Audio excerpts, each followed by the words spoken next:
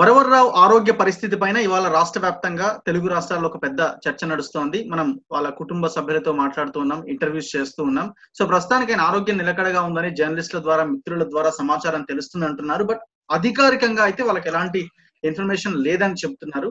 So ఇప్పటికీ వాళ్ళంతా ఆందోళనలో ఉన్నారు. సో ఈ సమయంలో అసలు వరవర్రావు అరెస్ట్ వెనకాల ఉన్న విషయం ఏంటి? ఎందుకు అరెస్ట్ చేశారు? ఈ కేసు ఎటువైపు వెళ్తోంది? ఎందుకంటే కుటుంబ సభ్యులు ఆరోపిస్తోంది ఏంటి అంటే ఇది పూర్తిగా భిన్నమైన అభిప్రాయాలు ఉన్నటువంటి వాళ్ళని, ప్రభుత్వాన్ని వ్యతిరేకిస్తున్న వాళ్ళని జైల్లో పెట్టాలి, నిర్బంధించాలని ఒక కుట్ర చేస్తోంది. అందులో భాగంగానే వరవర్రావును దాదాపు ఒక 18 నెలల నుంచి విచారణ ముందుకు సాగకుండా వేధిస్తున్నారన్నది వాళ్ళు చెప్తున్న పాయింట్. సో లీగల్ పాయింట్స్ ఏమున్నాయి ఒకసారి మనం డిస్కస్ చేద్దాం. నాతో పాటు ప్రముఖ అడ్వకేట్, పౌర హక్కుల నాయకులు రఘునాథ్ గారు ఉన్నారు. వెల్కమ్ రఘునాథ్ గారు. సో ఒక 2 ముక్కల్లో చెప్పాలి అని అంటే అసలు ఏం జరుగుతోంది వరవర్రావు కేసు విషయంలో? 18 నెలలుగా ఆయన జైల్లో ఉన్నారు. మనం ఇలాంటి కేసెస్ చాలా చూస్తూ ఉంటాం. అంటే ఒక వ్యక్తిని చంపిన దాంట్లో కూడా ఒక 90 రోజులకి బెయిల్ ఇవ్వాలి అన్నది ఒకటి ఉంది కదా మన రాజ్యాంగంలో కానీ లీగల్ గా. మరి 18 నెలల నుంచి ఎందుకు బెయిల్ రావట్లేదు? బేసికల్లీ మొత్తంగా అంటే ఒక ఎఫ్ఐఆర్ కాపీ కంప్లైంట్ ని మనము చూస్తే ఈ ఎల్గార్ పరిషత్ ఏదైతే ఎఫ్ఐఆర్ రిజిస్టర్ అయినో ఈ ఎఫ్ఐఆర్ లో ఉండేటటువంటి entire content is just based on ఒక ఇన్ఫర్మేషన్. ఆ ఇన్ఫర్మేషన్ ఏంటంటే ఒక సెక్షన్ ఆఫ్ పీపుల్ అంటే ఒక కళామందిర్ వాళ్ళు ఇచ్చేటటువంటి ఇన్ఫిలేటరీ స్పీచ్, ప్రజల్ని రెచ్చగొట్టేటటువంటి ఒక స్పీచ్ ఇవ్వడం జరిగింది. దీనికి సంబంధించింది ఈ 2 కమ్యూనిటీస్ మధ్య ఒక ఎనిమిటీ పెంచేటటువంటి ఒక ప్రయత్నం జరుగుతుంది. కాబట్టి దీని మీద ఒక ఎఫ్ఐఆర్ నమోదు చేయండి అని, that is what the first information report. అయితే వరవర్రావు వారి విషయానికి వచ్చేసరికి నిజంగా కూడా ఎక్కడైనా కానీ ద క్రిమినల్ జూరిస్ప్రుడెన్స్ బేసికల్ గా ఏం చెప్తుందంటే ఎక్కడైనా ఒక ఇన్సిడెంట్ ఉండాలి. There is no conspiracy at all. Conspiracy లేదు, ఒక మీటింగ్ ఆఫ్ మైండ్స్ లేదు, ఎక్కడ కూడా ఒక ప్రాపర్ కామన్ ఇంటెన్షన్ లేదు. లేనటువంటి దాంట్లో అరెస్ట్ చేసేటటువంటిది ఒక ఆల్ ఇండియా లెవెల్లో అనేక మంది మీరందరూ చూస్తుంటారు. 18 months బ్యాక్ ఒక అటెంప్ట్ జరిగింది. మొత్తంగా కూడా హక్కుల సంఘాలు వరవర్రావుతో పాటు ఇతర గౌతమ్ నావల్కర్ కావచ్చు, సుధా ఒక అరెస్ట్ జరిగింది. 9 మంది. అయితే this is all politically motivated cases, conspiracy cases and to suppress the voice of the dissent అనేటటువంటి చాలా స్పష్టంగా కనపడుతుంది.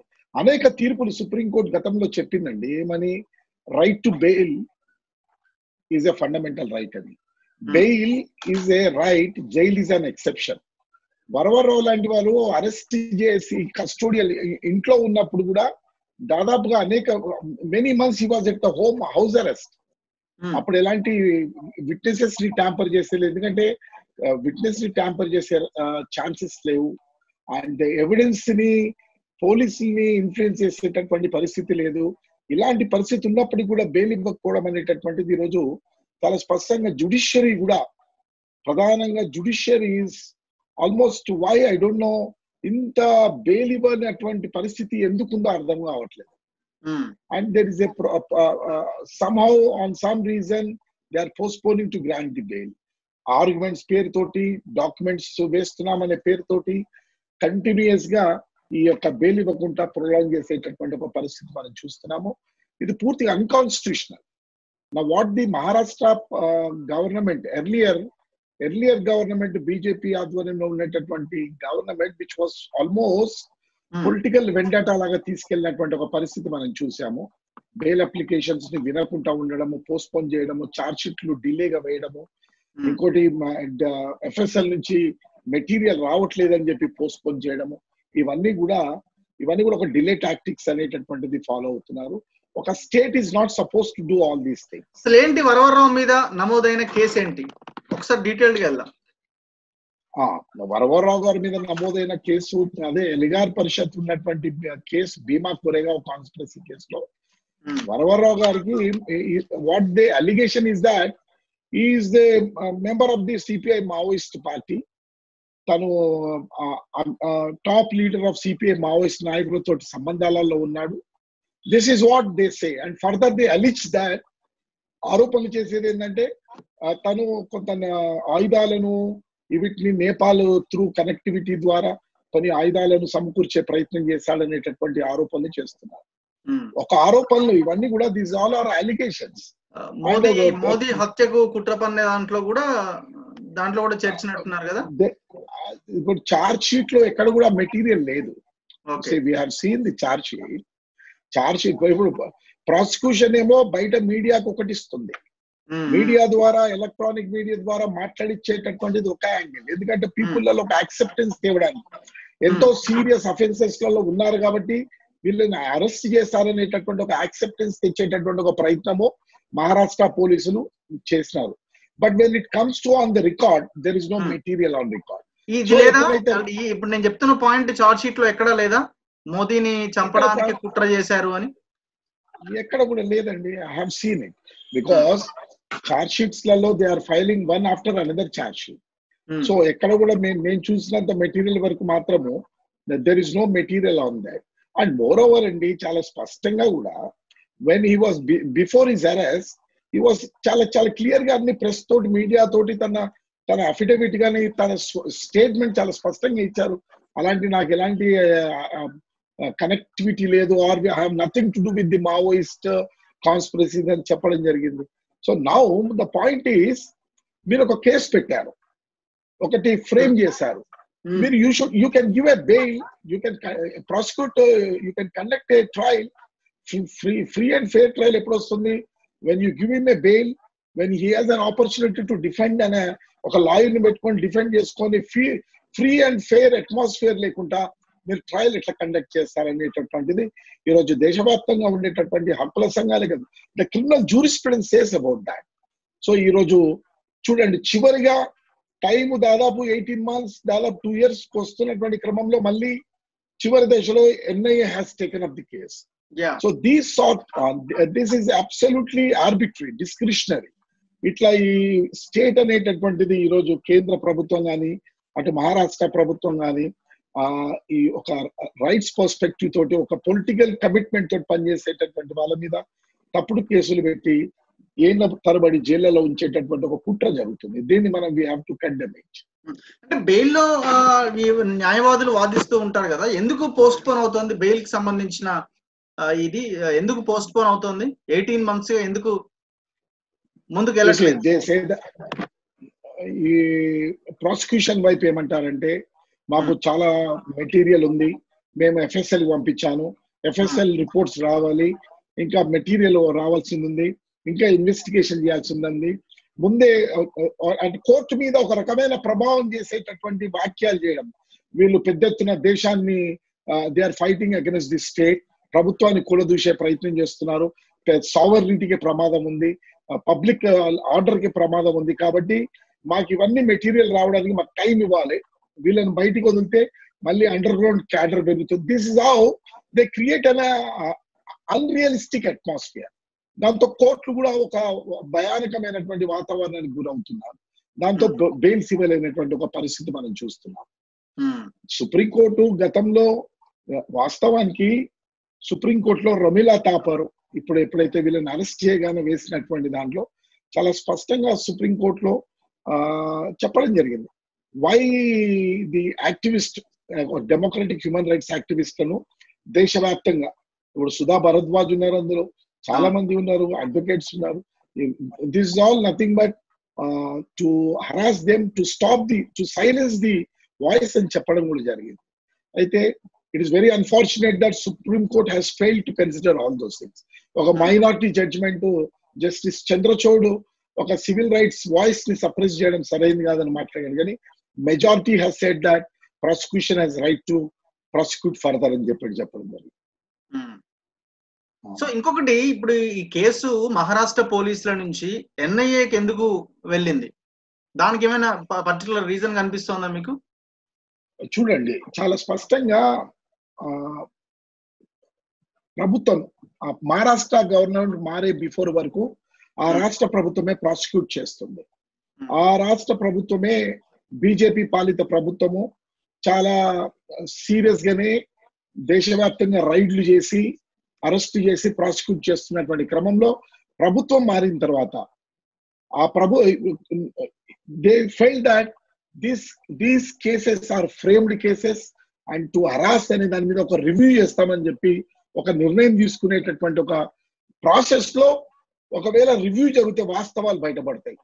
ఈ ఫ్రేమింగ్ జరిగిందనేటటువంటిది గత ప్రభుత్వం చేసినటువంటి హక్కుల ఉల్లంఘన కావచ్చు, తప్పుడు కేసులు, గతంలో మనం చూసాం అనేక టాడా కేసులు పెట్టి అనేక మందిని హింసకు గురి చేస్తే టాడా రివ్యూ పెట్టిన తర్వాత టాడా కేసెస్ అన్ని కూడా చిత్రహింసలకు గురి చేసి కన్ఫెషన్స్ అన్ని ఎక్స్ట్రాక్టెడ్ కన్ఫెషన్స్ తీసుకున్నారని 1995-97 ప్రాంతంలో వేల మందిని జైళ్లలో నుంచి విడుదల చేయడం జరిగింది, కేసులు కొట్టేయడం జరిగింది.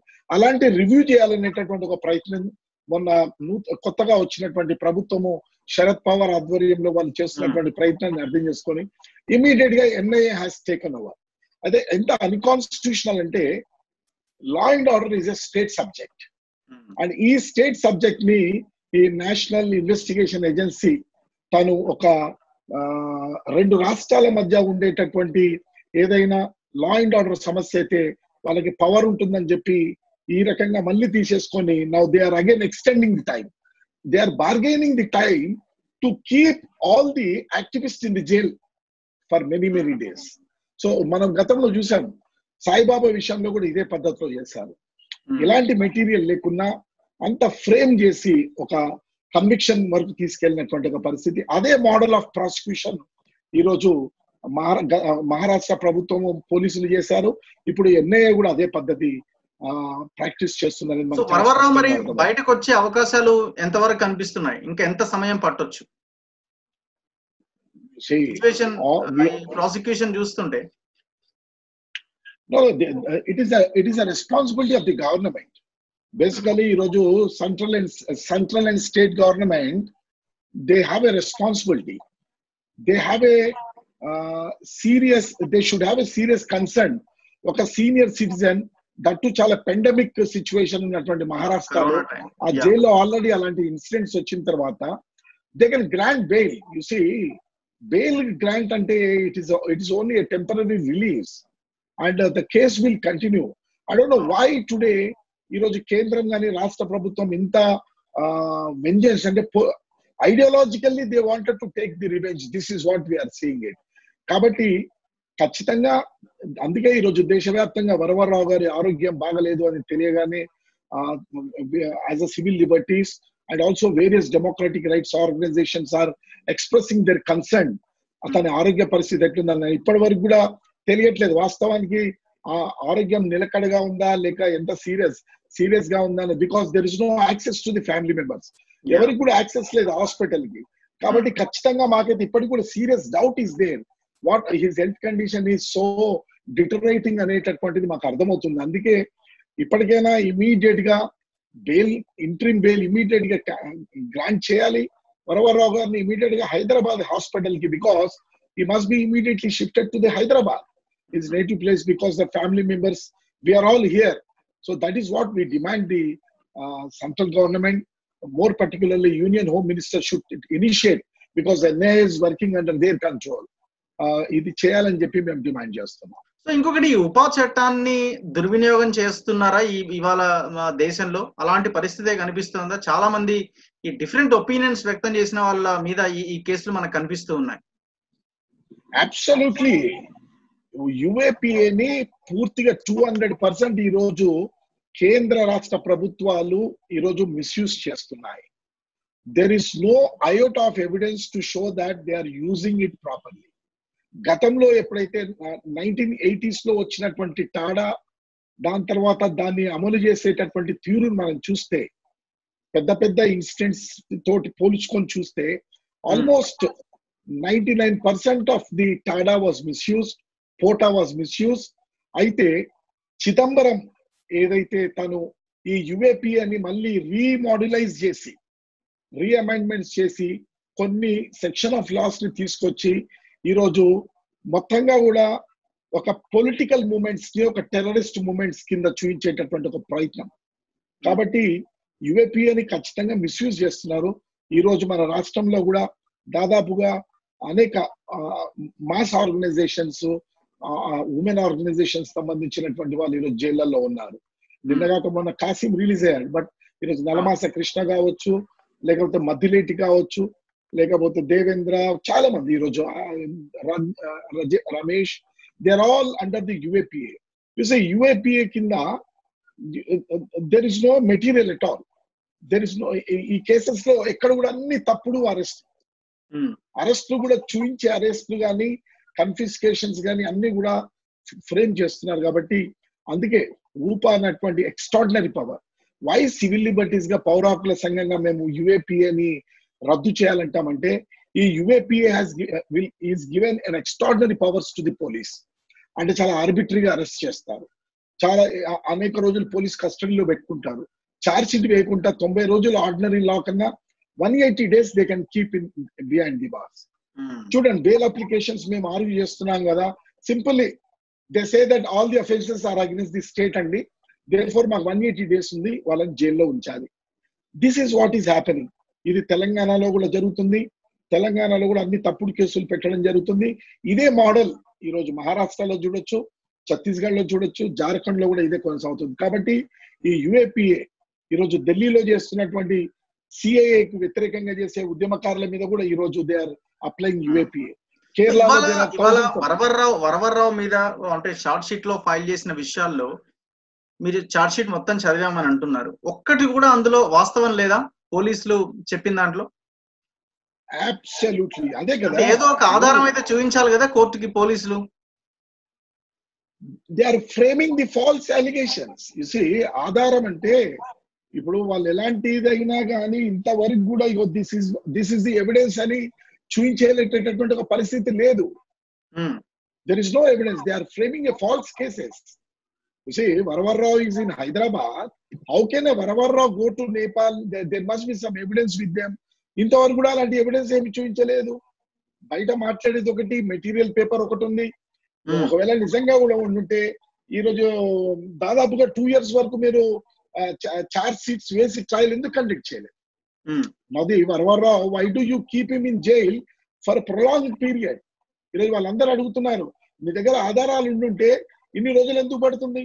60 days is more than sufficient to file a charge sheet. You give a bail and conduct a trial, fair trial. మరి కోర్టులకి ఇవన్నీ విషయాలు తెలియవా? అంటే బేసిక్ గా ఈ లీగల్ గా ఈ చట్ట ప్రకారంగా తీసుకునే నిర్ణయాలు కాకుండా అంటే స్పిరిట్ ఆఫ్ ది జడ్జ్మెంట్ అనేది ఒకటి ఉంటుంది కదా.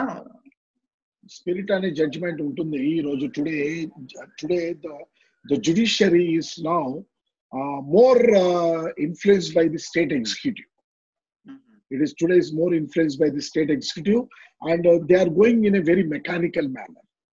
ఇంతకు ముందు లాగా మన తెలంగాణలో ఇప్పుడు చూడండి, ఫర్ ఎగ్జాంపుల్ తెలంగాణలో న్యాయమూర్తులు, అనేక మంది న్యాయమూర్తులు ఉద్యమాల ద్వారా, ఉద్యమాల సంబంధాలతోటి న్యాయమూర్తులు అయినటువంటి వాళ్ళు ఉన్నారు మన తెలంగాణలో. ఒక పోలీసుల చర్య అయినా కానీ, లేక భూపా లాంటి చట్టాలు కానీ, నక్సలైట్లన్నా, naxalite movement is a political movement అని ఈరోజు తెలంగాణ పోలీసులకు తెలుసు, తెలంగాణ న్యాయవాదులకు తెలుసు, న్యాయమూర్తులకు తెలుసు. So you cannot, naxalite movement ని you cannot criminalise it. Democratic movement అంటే ఈరోజు పౌర హక్కుల సంఘం అని అన్నమాట.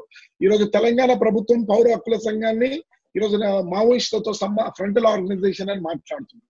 ఇది ఈ రోజు కాదు, 1970s నుంచి మాట్లాడుతున్నటువంటి విషయం.